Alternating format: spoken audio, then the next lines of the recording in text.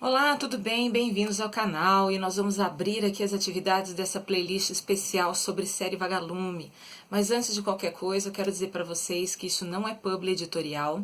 Eu estou fazendo isso por um movimento muito saudosista, porque eu acredito que eu melhorei muito meu vocabulário na época da escola, lendo os grandes clássicos da série Vagalume. O que eu andei pesquisando, muitos livros e de muitos autores já não estão mais no catálogo da editora Ática, tá bom? Então eu estou fazendo isso, não é publi editorial, é sim uma saudadezinha de reler esses livros que marcaram a minha juventude, tá bom?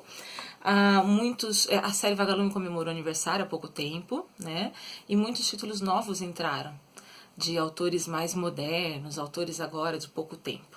E hoje nós vamos abrir aí com A Ilha Perdida. É uma releitura para mim, tá? E é um livro da Maria José do Pré. Ela nasceu em Botucatu em 1905. É muito importante saber um pouquinho do jeitinho do autor. E ela ficou muito famosa por um livro chamado Éramos Seis, tá? Ela, lá acho que foi o primeiro romance dela, foi o romance de Teresa Bernard, em 1941, e Éramos Seis, em 1943. Então nós temos aqui um ambiente de fazenda, tá? Nós temos a fazenda do padrinho, e esse padrinho e a madrinha têm dois filhos, que é o Oscar e o Kiko, e eles têm dois primos que vão vir passar férias nessa fazenda, que é o Henrique e também o Eduardo, tá? E existe uma lenda por ali de uma certa ilha. A ilha existe, mas é um mistério, não é uma lenda, é um mistério que envolve aquela ilha, que ela fica bem no, mais ou menos no centro do Rio Paraíba, ou Parnaíba, uma coisa assim.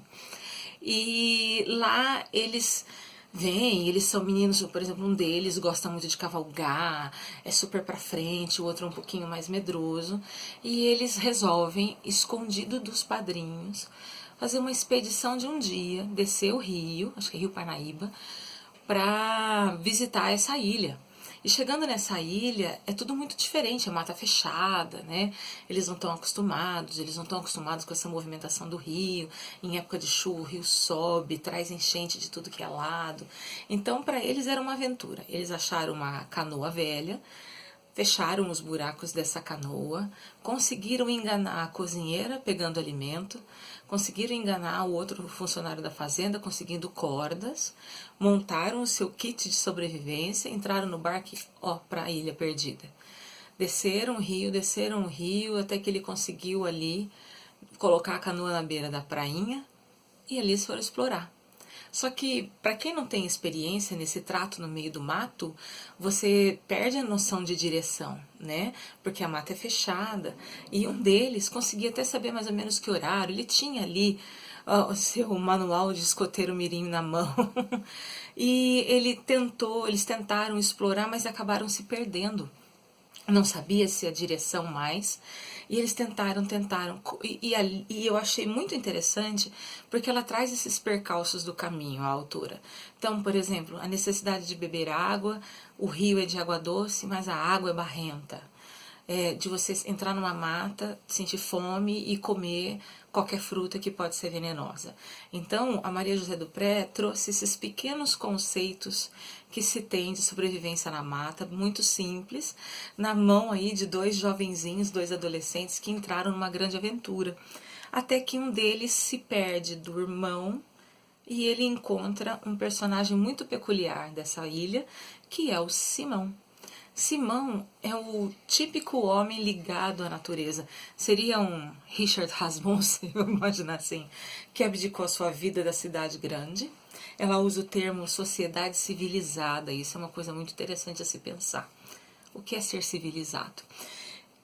E ele, no começo, dá a sensação que está deixando o Henrique preso num cativeiro. Ele dá comida, ele trata, ele faz com que o Henrique entenda como funciona esse mecanismo naquela pequena ilha, naquele pequeno momento ali de trabalho com os animais, essa relação com o alimento natural, com o animal. E o Henrique, antes um pouco arredio, começa a pegar amor naquilo tudo, vê a reação dos animais para o Simão e do Simão com os animais. Ele aprende um pouco sobre remédios da mata, sobre alimentação. Ele vê que ele quebra um pouco esse mundinho dele, né? E tem um momento que eu acho interessante para a gente pensar, que os macacos estão reunidos como se fosse um júri, para colocar ali, para certos macaquinhos que tiveram um comportamento errado, eles seriam julgados. Eu acho que a Maria José do Pré aqui coloca uma reflexão, né? Trazendo essa imagem do homem, do comportamento do homem, do julgamento, de elencar o que o outro fez de errado, com um homem mesmo assistindo. Então a gente tem uma figura do macaco se colocando como um comportamento humano e esse humano se chocando vendo tudo aquilo, né? É como se você pudesse sair da tua casca e ver o que está acontecendo de cima. É um outro olhar, é um segundo olhar. Então, eu achei muito válido trazer isso para vocês, porque nesse momento em que os macacos estão se julgando, é um humano, o Henrique, à distância, vendo tudo aquilo e tentando entender o porquê daquele julgamento, no começo achando graça, mas depois fazendo certas associações. Ela poderia ter posto um velho ali, mas ela pôs o jovem, a figura da mudança, da juventude. Então, Maria José do Pré foi maravilhosa nesse enredo aqui, que deu super certo, porque traz esse comportamento humano, dito civilizado, das grandes sociedades, frente à coisa mais simples da natureza, os elementos que podem te trazer um sustento, um trabalho, algo muito que os indígenas tinham na sua cultura há um tempo atrás, que muitos perdeu, né? Por influência do homem branco nessa cultura.